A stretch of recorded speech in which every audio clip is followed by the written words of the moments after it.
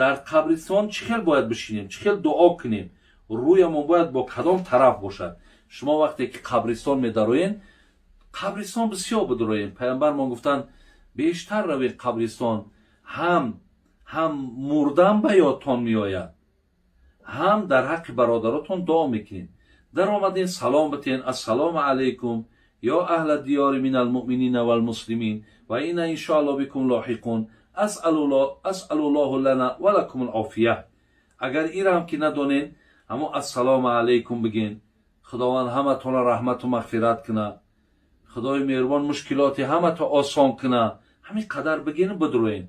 بعد پیش همون نفری ده که میخواین دعا کنین، رفتین از رو به قبله بشینین و از طرف همون بگیم سری مرده بشینین. ای طرف پای مرده نیو، از طرف سری مرده بشینین، دعا کنین. انشاءالله همین خب خیر.